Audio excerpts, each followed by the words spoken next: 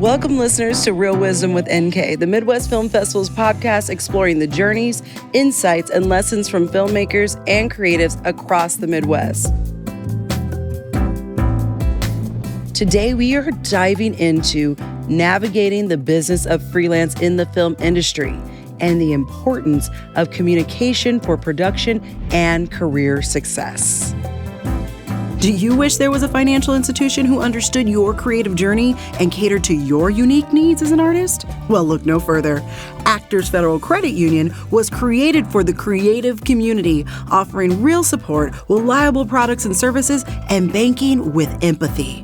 With lower loan rates, higher deposit rates, less fees, and nationwide ATM access, Actors FCU has your back every step of your journey. They've been serving the creative community for over 60 years and are here for you. Visit www.actorsfcu.com to learn more. Whew. Communication is at the heart of everything we do, y'all. And sitting down with the incomparable producer Katelyn Henslin was such a breath of fresh air. It's so beautiful to see her model why she works and keeps working, because she's a powerful communicator about what she needs, what she's great at, and what she's not. And I hope it also helps you get present to where you're already doing a great job of being a great communicator and where there's some gaps you could close. Because when you get present to those gaps, I guarantee you gonna work. Katelyn Henslin is a Chicago-based independent producer and line producer who believes in collaboration and interpersonal relationships as the foundations of all her projects. She has experience producing festival projects, music videos, documentaries, commercials, and independent features. After wrapping a documentary for the Chicago Hounds, Katelyn expanded her career to include commercial product reviews. Most recently, Katelyn produced an independent feature film with Grant Rosenmeyer, Sean San Jose, and Nora Dunn. Currently, she is producing the Midwest Film Festival's podcast and developing another feature due to shoot later this year. I am joined by the incomparable Katelyn Henslin, who is actually the producer of this podcast and a bazillion other things. Hello, my love. How are you? Thank you for having me. Oh my God. Thank you for jumping in, sis. No worries. See, the best producers always know how to get the job done. And when folks don't show up, you do. So thank you. So here you are, glammed and ready. Yeah, that's me. So tell me a little bit, Katelyn, about how you got into the film industry. Yeah. And share a little bit about your story for the audience. Yeah, for sure. I always wanted to be in film. Knew that from 7 years old. Talked about it when I was a kid. Wow. And I actually was kind of rare in the fact that I wanted to do producing pretty early on. I feel like most people I know discover that later through other avenues. And when I went to school at DePaul, there was no producing course at all. So I decided I was going to make one. And I took communication courses, business courses, management, film courses to kind of create this hybrid of everything I thought I wanted to learn. And that's what got me into film. And then since then, I've just been working as a freelancer in Chicago. So how did you nail down that you wanted to be a producer? Because for most people, they don't even know what a producer does, right? Mm-hmm. So how are you like, no, this is what I want to do to be, so like well-versed in that particular area of film, like, how did that come about? Yeah, fair. I guess I should back it up a little bit. I knew I wanted to be behind the camera. Okay. And then my freshman year, I had a friend who saw my planner and was like, "You're very organized. I have a short film. Would you try producing it?" And I said, "Sure." And I haven't stopped producing since. So I just kind of got lucky that someone saw I had the skills already, some of the skills already in place, and really loved it. And then I just fell into it. And that's when I started putting into place how to learn what I needed to learn. That's dope. And didn't you you went across the pond to study as well, right? I did, yeah. I took a year and studied film at the London Film School in London, which was really amazing. That's so dope. And then you started kind of producing, like you had started in college and then continued to produce from there, right? And yes. So I feel like there was something you had told me in your story about in London, how you got an opportunity to produce something, or tell me more, remind us. Yeah, so it's actually interesting. In one of the classes there, it was a workshop where you make a short film. And so I was producing the other my other classmates' films there. And then I also had the opportunity to take some directing classes there, which was really cool. And it was really fascinating point of view because the industry over there is very different than here. And it's something that I'm learning a lot more about even now. You see a lot of films that are getting attention, especially like at the Oscars this year, aren't being filmed here. A lot of people are filming in France. And there's a lot of really interesting financial perks to doing that I didn't realize when I was in school there. So it's something I want to explore in the future is how to make more projects not in the United States and what that would look like. But yeah, I did a lot there. And then after that year, I came back here and have been freelance producing in this city since. Well, I will say we are not the one to hold people back, but also we need you in the Midwest, girl. So don't stray too far for too long. You can go do a little project here and there, but remember where home is, sis. That's all I'm saying. So you were very clear that you wanted to create your own way. And you're in the freelance business, the gig business, if you will. Tell me what made you take that leap. It's interesting. I think that in Chicago really fosters a great freelance community. So it always felt like an option for me. I also am lucky enough to have been surrounded by a family and friends who have always encouraged me to do so. I've never really, well, despite a few, which we can get to later, I've never really had... few little haters everywhere. Few little haters. But not a lot of people told me that it was it wasn't worth the risk. I knew it was a risk, and I know it still is a risk every day. You know, you think about the practicalities of health insurance and financial stability. Like, that is a risk that freelancers take. And I was just lucky enough to be surrounded by people who encourage such risk. And that being said, it wasn't that I didn't explore other avenues. You know, I applied to internships at major production houses, at, all the big names that we know. I went and made some movies in LA, met people out there, did that, came back. And I think that I found that the art that I wanted to create was better fostered in a freelance world, especially an independent world. And I wasn't quite ready for the restrictions that some of those larger companies require in terms of creativity and the stories that I wanted to be a part of. So I really just committed to it and have been lucky enough to meet people and build a community where some opportunities continue. That's so dope. Well, my new name for you is Miss Deadline because, tell us about your debut in Deadline. Please. Come on, your ascension into this new, I feel like you're like kind of coming into a new era of your work and your career. Yeah. And that doesn't, especially in the freelance business, like that doesn't come easy. So one, brag on yourself a little and tell us about what this ascension has looked like recently, Miss Deadline. But then also talk about what it's required of you and the communication skills that it has required in order for you to be where you are right now, what some would call really fast. Thank you. I appreciate you recognizing some of the shifts that have been happening. It's very sweet. And let me plug it a little bit. So I just wrapped a feature film where I was the lead producer, and it was the biggest budget I've done on my own. And that's what the Deadline article was about. So we just wrapped like 2 days ago, which is great. Casual. And it was an amazing experience. We filmed for a month.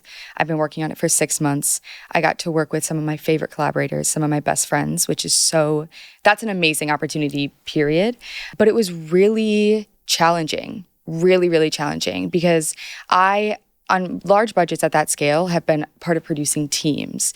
And I had other producers, one who was the lead, so he was focused on acting during the shoot, and one was the director. So they really had to assume those roles at this time as I wanted them to. But then what that meant is me, in a way, protecting them from the chaos that was happening in production or what was happening behind the scenes, and therefore answering to myself. Anytime there was an issue, it was me who had to figure it out. And that is such a personal and professional push in terms of growth. I had to really trust myself. And I think that is something that is very underrated in how do you become successful as a freelancer. You have to trust yourself.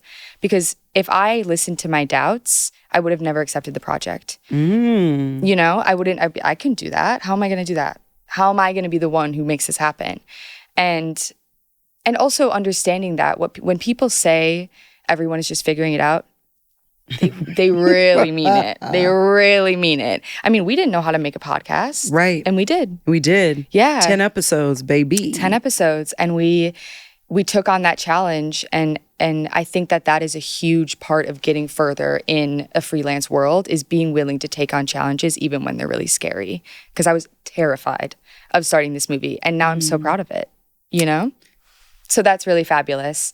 And then in terms of communication, something that is also underrated is advocating for yourself. So the way that I was able to take these steps quickly and earlier in my career than a lot of people was by, on every shoot, saying, I know I can do this, telling people that. Hire me for this position next time because I know I can do it. And advocating for the skills that I have and, you know, following up. It's a lot of pitching yourself, which is very exhausting. And that's also something that people don't really know how to do, because that is hyping yourself up. You have to be able to go to someone and say, my work can be even better than this if you let me show you. Come on and say it, because yes, for that. And thank you for sharing that. One, I want to uplift the idea of trusting yourself. And I want to circle back to that in a moment and talk about, like, what does that look like in action, and how do you get to the place where you're doing that, right? Because that requires something of you. So we're going to touch on that in a moment. I'm going to put a pin in that. And then I want to talk specifically about hyping yourself up and share a story about how I directed a Salesforce commercial when I was hired to coordinate it. I work with an agency out of New York, and whenever they have things that are coming through Chicago, they'll call me to field produce, which is lovely. And sometimes it can be a long shoot. Sometimes it's like a short commercial shoot, whatever it might be. But this particular one was for Salesforce, and they're like, you know, they wanted me to help them crew up, and they needed, they're like, we're looking for a director, and just kind of described what they needed. And I was like, well, I'd like to put myself up for that job because I believe I could do it. Come on. And they're like, oh, okay. Well, and they've worked with me so many times, like, well, we'd love to have you do it. And I was just like, yeah, I'm qualified to do this thing. And I did. And I knocked it out of the park. And then just recently, they called me back and put me up for another really big directing gig that I didn't end up getting. But just to be able for them to think about me to direct something for Goldman Sachs was like, come on. It was like multi-city, and they're like, we want to put you up for this. Are you, willing to play? All because you told them you could do it. Exactly. Right. And sent them the work that I had done, because often as creators, and especially freelancers, we're multi-hyphenates, and we're, people love to put you in a box. And especially when it comes to film and TV, and I've gotten really present to that because I am an on-camera talent first, right? So people won't know. They'll either know me in one way or the other. And so like some things that I have done to differentiate the worlds for myself so people don't get too confused. I now only work on the production side if it's non-union. Indie stuff, I'll work on the production side. Nice. But if it's union, then you're going to find me in front of this camera. Sure. Just so people are incredibly clear that that's what we're doing. And that has kind of been how I've created that. But within the indie world, still having to get people present to, I can do all these different jobs. They may like, oh, she's the crafty girl. No.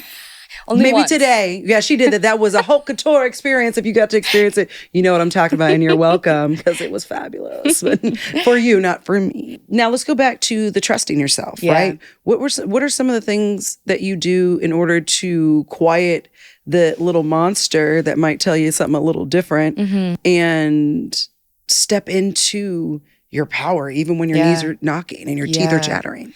Yeah, I have a really good story about this that kind of connects a few things we've been talking about. I had been working with this one company, actually the company that you worked for when I met you, and I had done multiple movies with them, and they have a lot of production ahead of them. And so I really wanted to keep that good relationship with them and hopefully be on further productions. And I was coordinating when I met them and worked for them. And then after, when they took a break, I was producing only. They called me and they said, we have a movie coming up. Would you be a coordinator? And in that moment, instinct was have to keep the relationship, have to say yes, have to get the job, have to pay my bills. And I was terrified to say no. I've never turned down a job before, because as a freelancer, and especially in this industry, we're taught that we're lucky to be there. Ooh, come on. Rather than they're lucky to have me. Come on. And that is a huge mindset shift that I think is really important if you want to get the jobs you're looking for and not the jobs that are being brought to you. Come on. Katelyn, dropping gems. Boom, boom. So I said, my response was, thank you so much for reaching out. I would love to work with you again. But since we last worked together, I've only been producing, and that is the role that I would like to be. So if you have any producing things coming up, let me know. And my fears eliminated because they said, congratulations, we'll reach out in the future. And all because I trusted myself enough to say, this is actually where I want to be. And so I think really getting over that fear, what helps me is looking towards the place I want to be. And if what is coming to me, what I'm scared to say no to, doesn't align with where I want to be, then it's worth saying no to. And that helps, it helps quiet it, because if it's not where I want to go, then even though I'm scared and even though I don't trust myself, it's worth it. It's worth trying. And I think that's what helps push me past it. Thank you so much for sharing that in a very aligned way. I had the same kind of like knowing that came to me, or the lesson, if you will, that then became, I think there was a knowing that I wasn't listening to, is what I'll say. It was a big step that I took, and we were on strike already. Everybody was striking. It was a tough time. It was a tough time. I think I've like trauma stuffed it down. Whatever the case, I was at the point where I was like, does she need to DoorDash? What needs to happen here? Sure. And I was like, I guess I'm applying for Uber Eats because I don't have a 4-door. So here we go. Yeah. Like genuinely. And there was something in me that was just like, everything I'm doing right now, I need to stop doing. And when I say that, I mean, I've always been a person who makes it happen.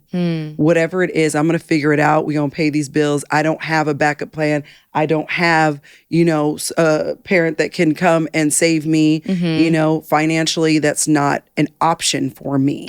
I don't even live in the same state as the rest of my family. So that being said, I've just always, had to make it happen. But I just knew in that moment that I had to slow down and not do the scrappy things. And then that even looked like a job showing up. And I was just like, you're about to hella underpay me. And and I am not above ever PAing. Like I call it a paid apprenticeship. Yeah.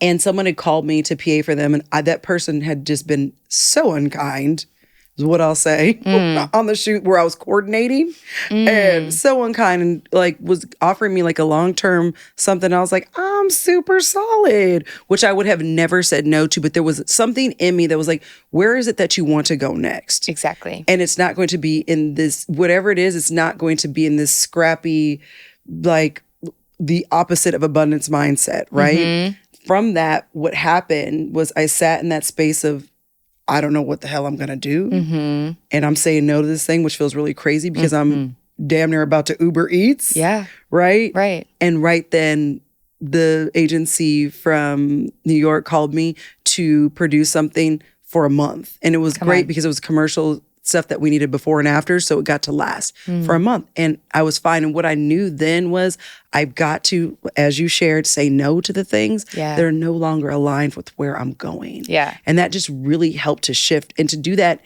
when we were on strike and on the heels of a pandemic. So scary. It was so scary. Yeah. But I know that's what got me out of my own way energetically to make space for the things that I really wanted. And we're gambling anyway. Yeah. So I'm always bet on me. Exactly. And I think I wish this was advice I had been given way earlier. Because what brought me to that realization that they are lucky to have me, I'm not lucky to be there, was taking so many jobs that I hated, doing so many things that beat me down until I was like, it's just not even worth it anymore. Like mentally, it is not worth it to keep. I really thought at one point that I was done trying in the industry. And I was just like, you know what? I'm going to take a break. I'll do agency work, as you mentioned, for a bit. And so I wish it didn't take me being that down to realize that I just have to say, I have to prioritize what I want to do. But that's what got me there. And I just think it's so important for people to understand that you can have that mindset shift and trust yourself, and it'll show. So what are some misconceptions that people have about freelancing in the film world? I feel like you're already kind of towing that line of sharing some of that information. But what are some of the misconceptions that you would like to dispel for aspiring filmmakers and folks that are getting into this space in the freelance world? Yeah, I think one thing that I wasn't fully aware of is that you are running your own business. Come on. You are a business. Taxes? As a freelancer, you have to understand how to do that. You have to, there is so much record keeping that you have to have. There is so much understanding of like very real world things that you have to learn at a pretty young age if you want to be a freelancer, including what does insurance look like? How do I get it? What does it look like? How do I save enough that if my car breaks down, I have enough, even if I don't have any jobs lined up? I have to save money to pay the state because they don't take taxes out of my pay. That is a whole side that is very numerical and very logistics based, that for a lot of creatives, they probably don't even think of that. I'm going to show up to set and I'm going to be creative and I'm going to go home and I'm going to do it till the next one. But in between that, you have to run your business. And then another one I would say is the advocating for yourself. Every single job you do if you're a freelancer is an interview. Every single set you're on is an interview for another job. Whole time you on there. Every person you talk to, every person you communicate with, every actor, every email you send is an interview for another job, especially in the Midwest, especially in this industry period, but in the Midwest where people talk and we all know each other and everything is small. If you didn't handle something in one way that they wish that person in that position would handle, it's going to be a lot harder for you to get another job because that was an interview. And so good. That is so good. Before you move on from that point, and just to make that so clear for folks that are listening, that it's not just in the Midwest. Like, it really is such a small industry. From coast to coast, in front of the camera and behind the camera, it is a phone call away for me to find out, a text away for me to find out what you're about. Yeah. Genuinely. Yeah. Yeah. Yeah. And I think something else that is very interesting about freelancing and movie making in particular is a lot of lines are easily blurred, right? You are on these sets with people that even though you just met quickly become close to you because you're spending 18 hours a day together. Pressure cooker. Exactly. So it is very easy to, I don't want to say let your guard down, because you should make connections and you should make friends and all of that. But you have to remember that at the end of the day, you are the representation of your business and you are the representation of your possibilities of getting more jobs. And that is from start to finish every day. And it's hard. It's a really hard thing to understand, but it's really important to know. It is so important to know and for people to really understand. And what you're really talking about now is like what people call networking. Yeah. Like, that really is what it is. Like, there's an intentional going out to the event to do the card passing of the thing. But really in our industry, it really happens when you are already in relationship by seeing the work that is being done.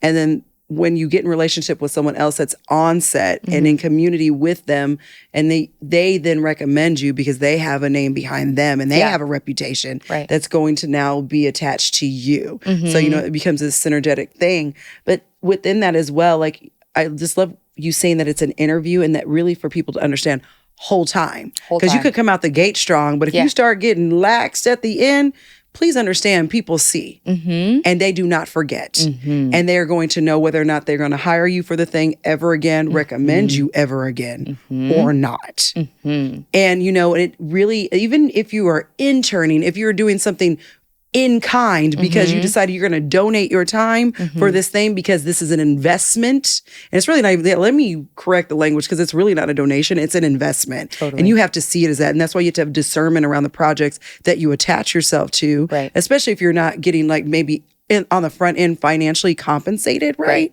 Which I'm not advocating for anybody to go out there and just like, I'm just going to go work for free, but also have the understanding that there are going to be projects, especially as independent filmmakers, that may not have money up front. Exactly. But you're investing in learning something new, investing in getting into that network of people and being in community with them so you can show them what you're able to do. Yeah.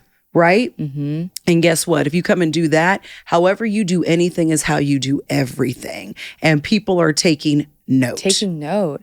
I think something else about the film industry that is pretty unique is that there are two lanes to each position. One lane is the craft, and one lane is who you are and how you work. Come on. Say that again. Say it again. One lane is the craft, and one lane is how you work. You could be the best at your job, but if you are not pleasant to work with, you're not going to be hired again. We are spending hours with these people. You need to be someone that is also enjoyable to be around, as well as being good at your craft. And I think that on top of that, there is kind of this understanding of set, and that goes with how you work.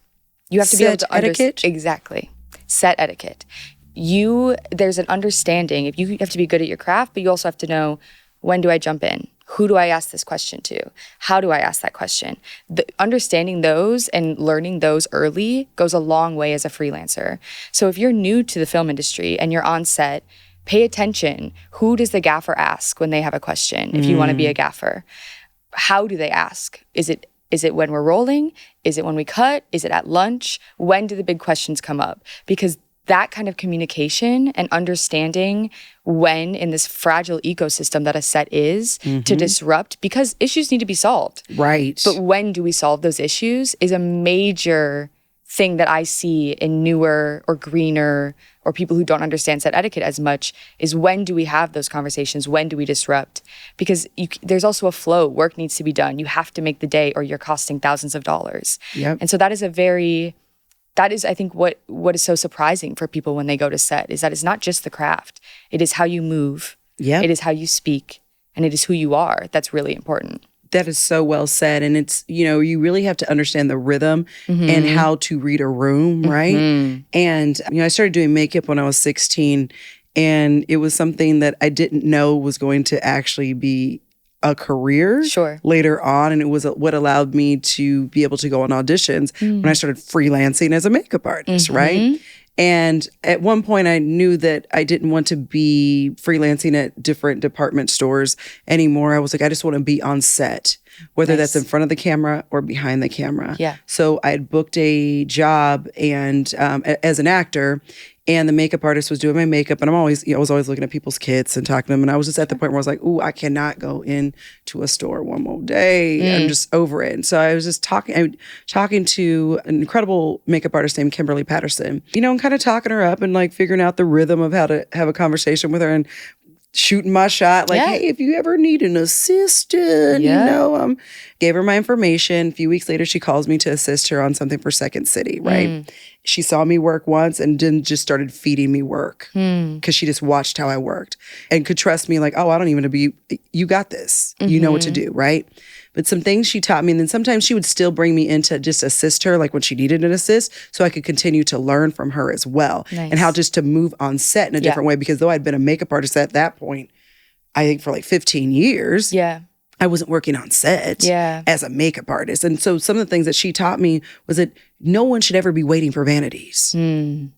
She was like, the reason I get hired the way I do is that I am jumping in as soon as they call cut. And by the time they are ready to roll again, we are reset. And I would just watch how she surgically moved. And this woman was never holding anybody up. Things were always ready. They were prepped. There was nothing that needed to be done that wasn't already done, that was within her realm. And I got to see exactly why she was at the top of her game and why she was only, always, and still is working to the point where she had to create a company to dole out the work because everybody was calling her to work. And so she was like, you know what?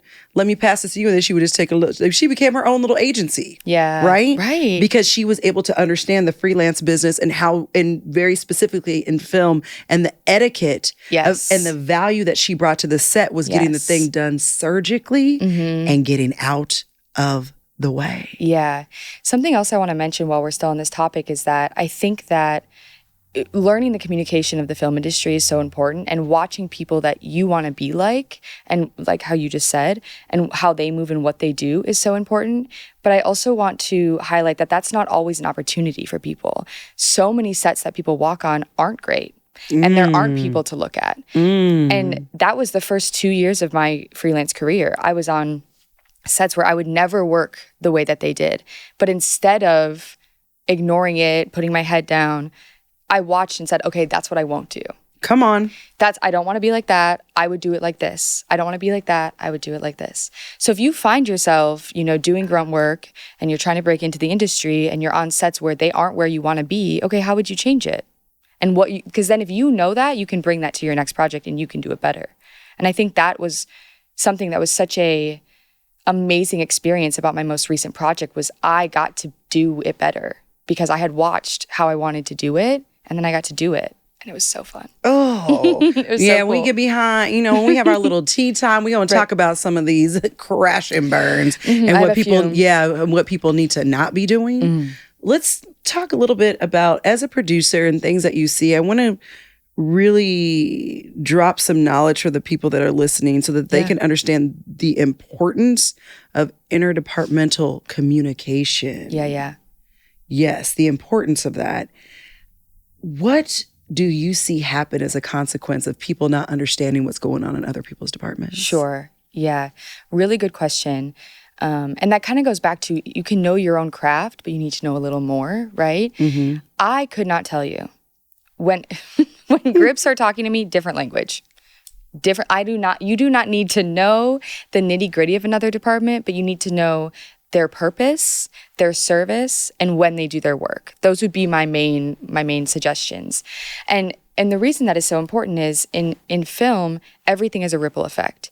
And as on the production side, you see that with the schedule. If the DP, this happens so much on my last project, if the DP decides to change something in the schedule, okay, first, will the right actors be there? Next, what wardrobe do they need to be in? After that, what makeup look? After that, the lighting change. Do we have the right equipment? Do we have everything we need on set? Like, it is such a ripple effect because it is a huge collaboration, but everybody has to be on the same page. And so a lot of times where you see that communication fail is, well, no one told me we changed the scene, so I set the lights for this one and now we're 2 hours behind because I have to redo the lights. Or we didn't bring that look today because you changed it after call and that's back at the studio. You know, it's really about understanding that even if you think what you're changing only affects your department, it doesn't. It never will only affect your department. And so spreading that flow of communication always will make it cohesive. You can't let somebody not be in the know because then that's where the cracks fall. So then so say something does change, like you said, it happened a lot this time on your last project with the DP, like changing the schedule a lot. Talk about that trickle down of who should this person be talking to in order to make sure all the people get the information that they need? 100%. I would say production is, if it's a mass information, production is a good place to go.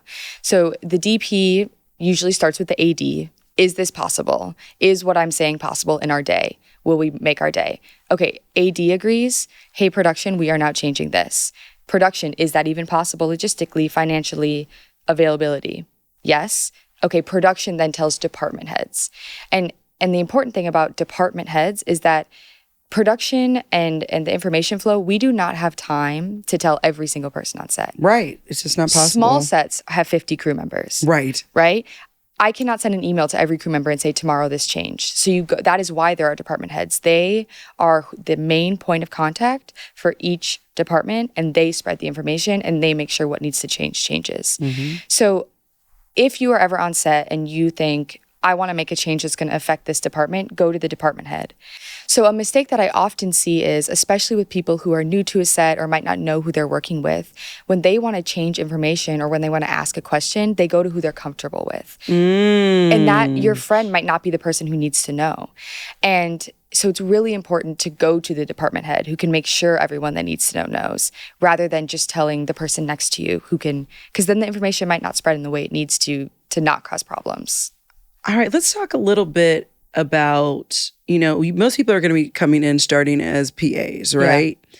I want to talk a little bit about, and I've seen this on set so many times, how people will act one way with people that they think have power and then be funky to everybody else around them and only cater to the people that they think can be of service to them or whose butts they need to be kissing, but then are just trash humans to everybody else. Let's talk about that. Have you had this experience before, Katelyn? And what's the impact of that? Yeah, I think that what that brings me to is reminding these people who are new and maybe behaving in that way that in this industry, we all do a million things. So the grip that you're being rude to could also be a gaffer of a huge movie the next week.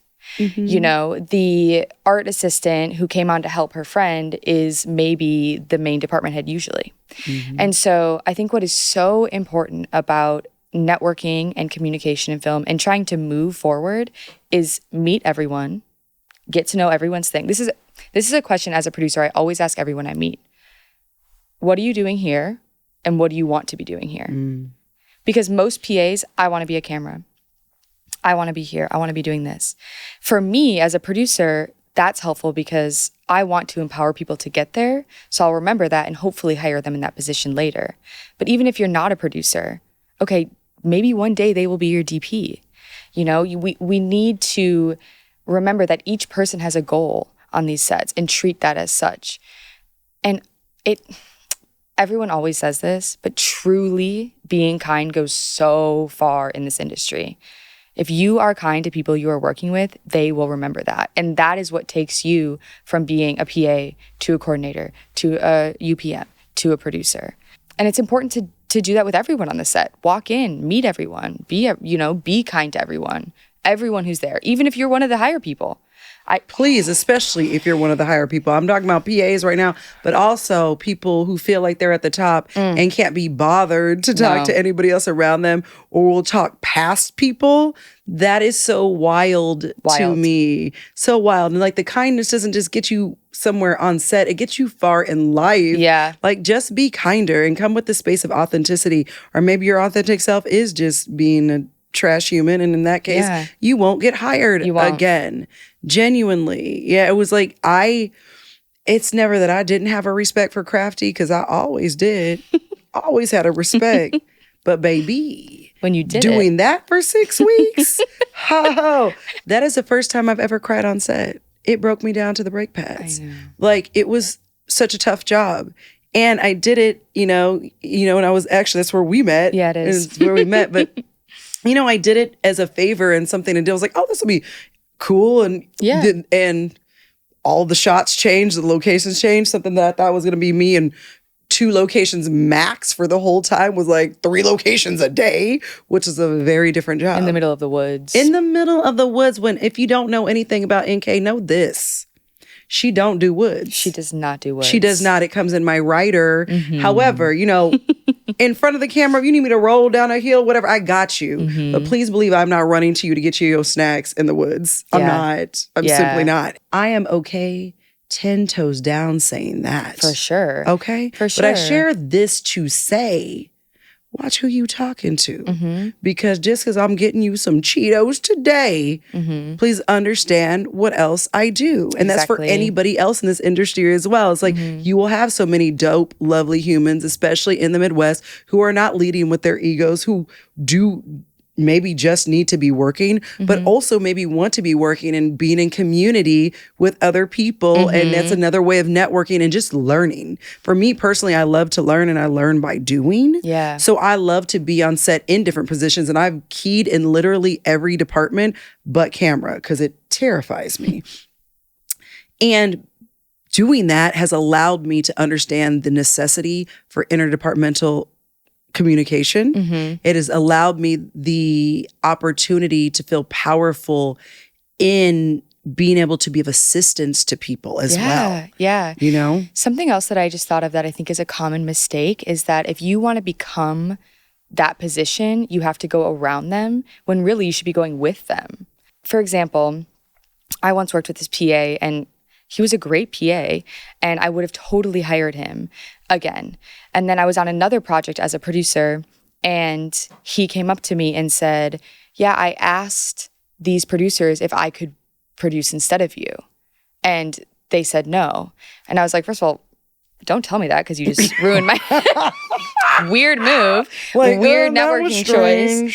But that was so clear to me that instead of, and we had asked him to come on as a coordinator, but instead of coming on as a coordinator and moving with me in that position, because he wanted to be in my position, and that's fair. If you come on as a coordinator but you want to be a producer, nothing wrong with it. That is such a good example of, then he didn't get to be on the project at all.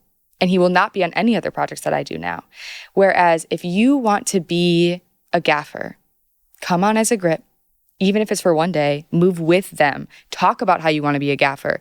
Talk about how you want to do that. Tell everyone around you that that's what you want to do, but move with where they're at now. Move with the community, because the project is a group effort.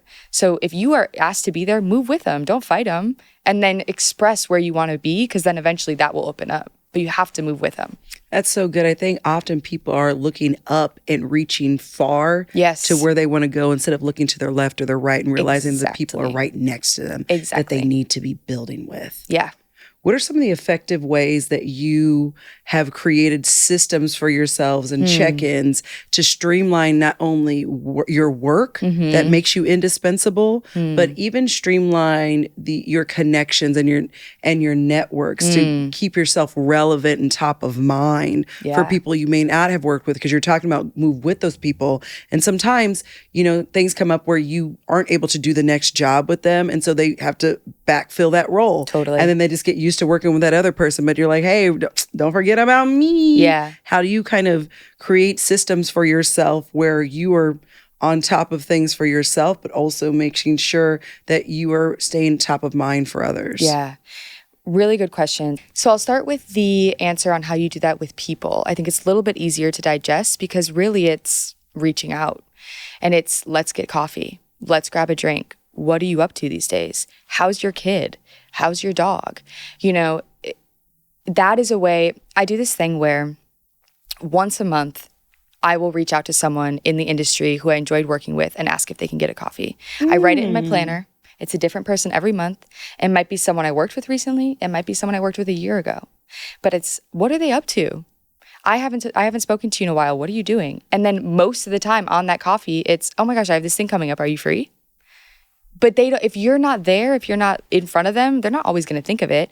Because like you said, they just came off a project. Okay, I'll just hire the same crew. But really, filmmaking is so much about community, both on set and off. And so just seeing those people, it might be weird. I recently reached out to someone who was a mentor of mine and someone I wanted to be like, and she produced things where I was barely even knowing how to produce, but we got coffee and it was amazing. And we learned so much from each other and I taught her things. Come on, giving back, giving back.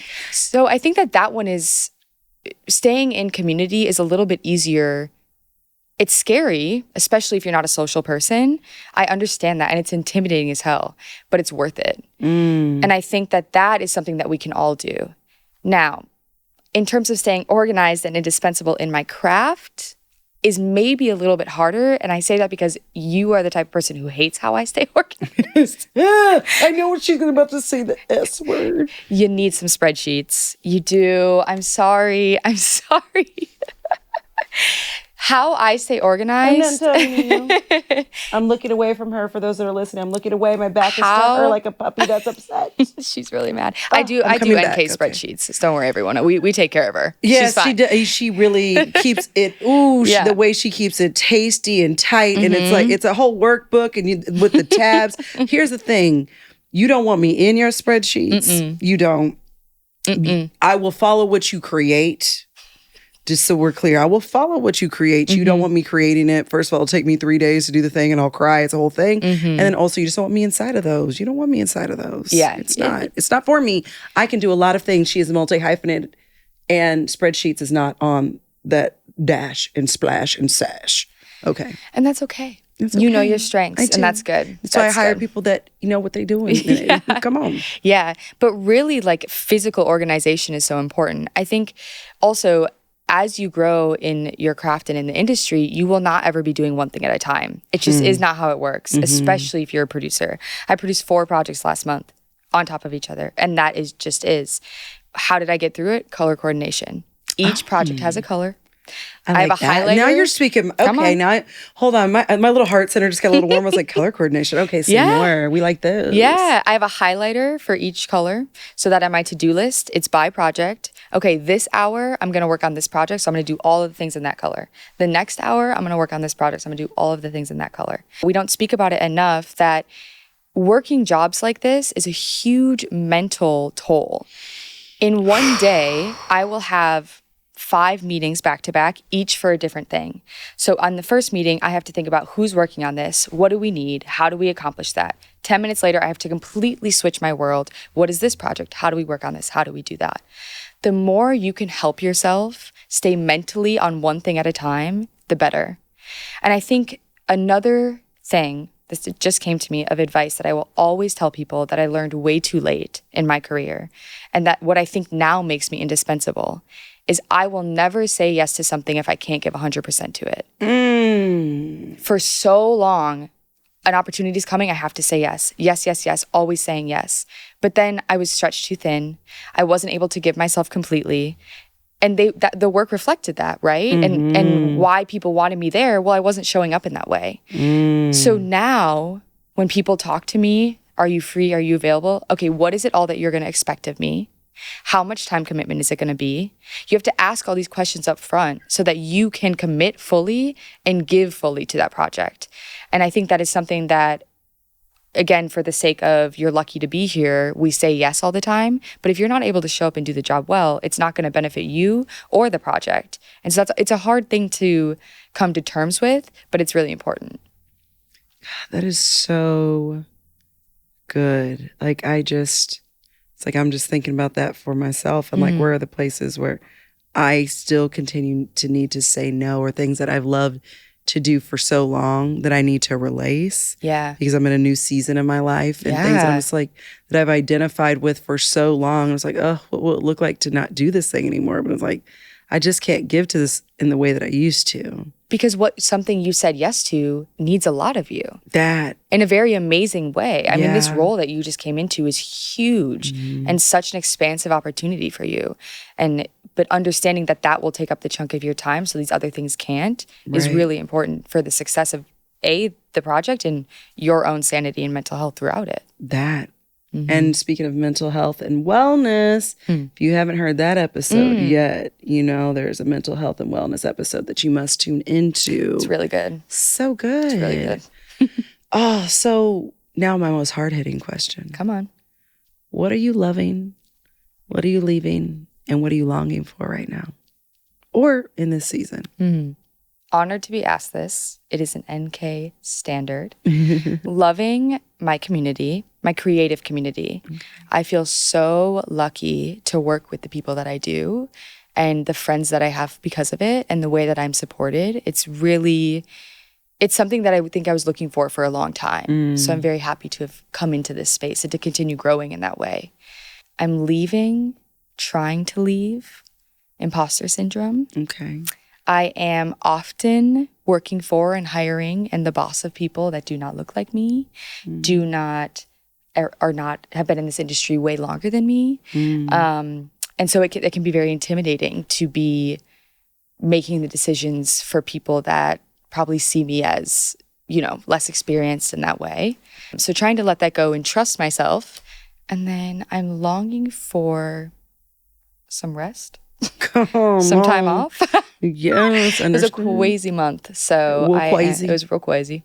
I'm looking forward to and longing for some peace in terms of my time. So good. Well, Queen, we about to take it to the other side and spill some tea about some of the kerfluffling. Is that a word? That's a word, kerfluffle? We'll use it. I think it's actual word. We'll use kerfluffle. So the kerfluffling that you've seen on set and how it kerfluffles people's careers. We're going to spill tea. So thank you so much for being here, Katelyn, for sharing yourself so generously. And congratulations on your ascension. Thank you. It is an incredible honor to see your star rise, Madam Deadline. And I know this is just the beginning for you. Thank you, NK. All right, my pleasure.